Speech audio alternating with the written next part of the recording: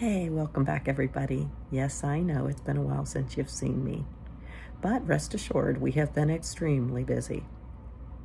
And then we've had a few little life curveballs thrown in there, just like everyone else. We are excited to give you a little insight on the process of getting a perk test and soil test done. I really hope you enjoyed the video as much as I enjoyed learning and going through the process with my husband. This was very scary at first because I had no idea what they did, and of course we all have heard some horror stories, but it went pretty smooth and I hope you enjoy the video.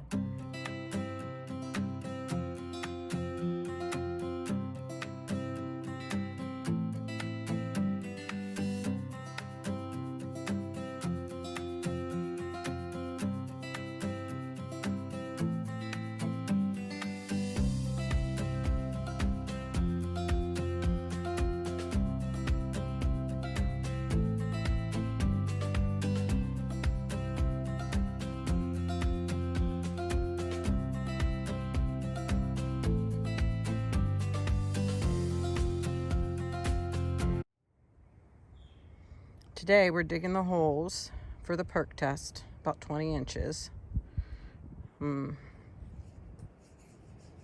They were marked about 5 days ago. You can see all the flags are set out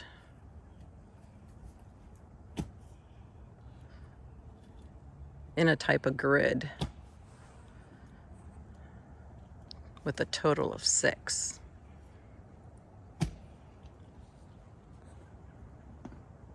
Well, I'm gonna get back to drilling in the ground. Over here.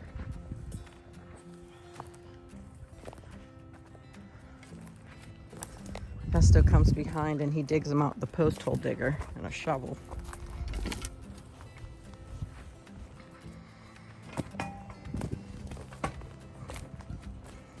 Over here, I'll show you the first one. It's finished. I think he did a pretty good job there. You can see down in that hole pretty well. Now all we have to do is hope that no little rodents get down there and die, because that's gross, right? As you can see, we're hitting a lot of roots, but that's why we have the man on the job.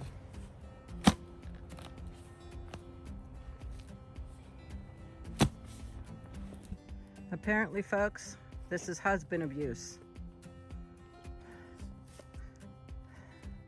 Hope it catches on.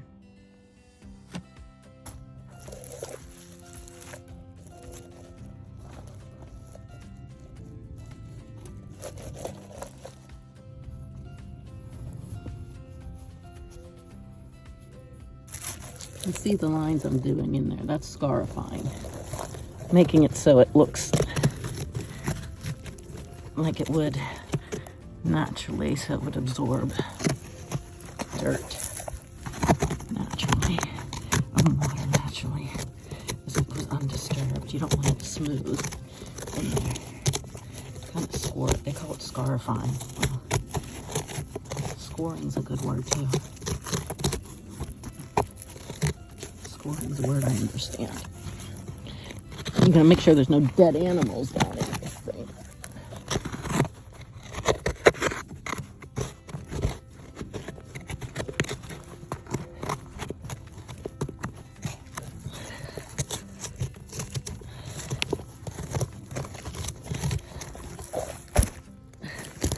Make sure I do a good job. Yeah, see that? All scored up. I gotta clean it out again, okay?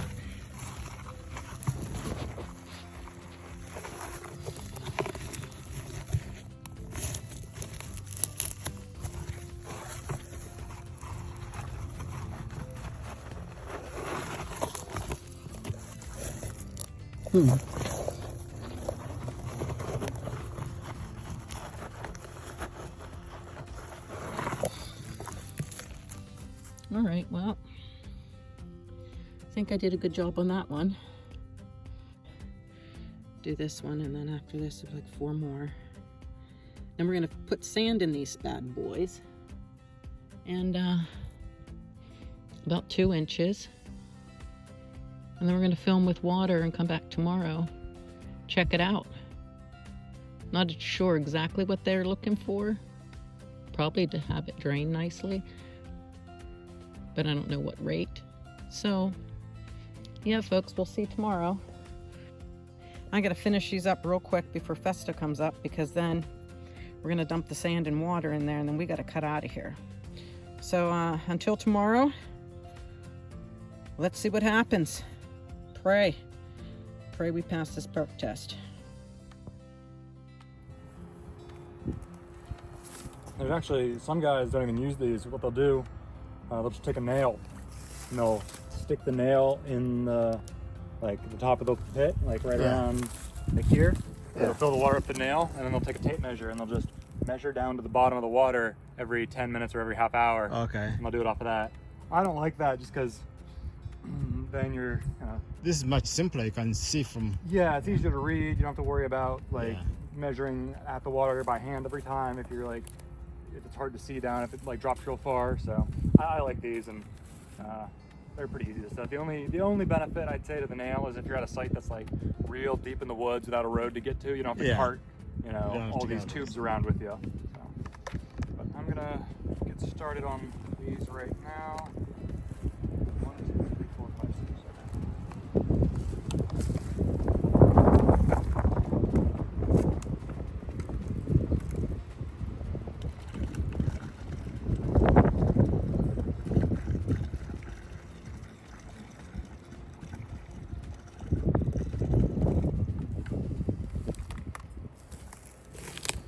How much impact does rainfall, the amount of rainfall, have on the test?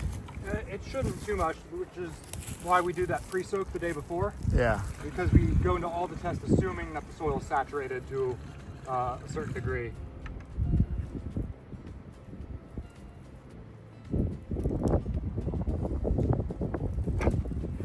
So that's why you came out here yesterday and filled those up. So that if I were to go to a site that had rain, it'd be the same regardless.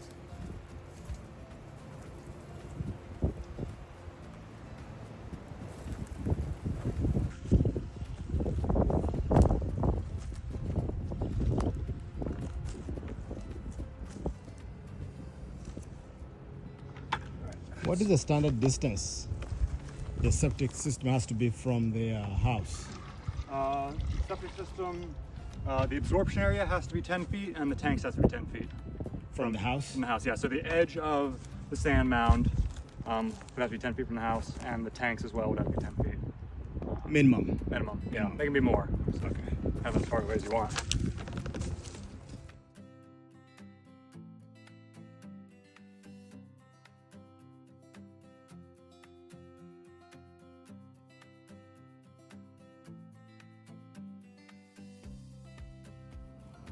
Hey everyone, I hope you enjoyed the video. I hope it was a little informative for you. I learned a lot throughout the process, and I hope this helps you on your next project, answers any curiosity that you've had just about building a home and having a septic system put in. Thanks. We do have the test results back. I just thought I would share a few things with you. You would receive a letter, and it basically just says your soil test report has been complete on the proposed lot. This information you'll need to give to your designer. And the above testing is not necessarily a test that has a expiration date, but you are responsible to protect that area of the property, maybe with a fence or some type of temporary roping off system so that no one goes in there with heavy machinery or what have you. That way we know that the area was not disturbed. With that, you will also get this little description of your soil test and your perk test. The numbers really don't mean anything to me. I would have to look all this up individually and explain it to myself, but I'm not going to do that at this time. You also get some information on, you know, the soil description and how that is done and how the perk test is done and what's expected and what is necessary. You get a little bit of information on there. And the last thing you get, which is a little map, and like you saw in the video, you'll see the grid of the 6 spots where the perk test was actually done on the property. So those are all useful things and something that you'll keep for your records. You'll probably have to hand that in as well whenever you apply for your permit. And well, that's it. We did it. It took forever. It started last year in like November 2024, and we received the results this year in 2025. We got this information from the borough. So they tell you who they use or who to contact. You contact them, you pay your fee, and then you go from there. If you have any other questions, I guess you could look that up with your borough. But for now, we're finished worrying about that. So the next step, probably we have to get on the electricity. So keep your fingers crossed. Well, that's it for today, folks. Please like and subscribe.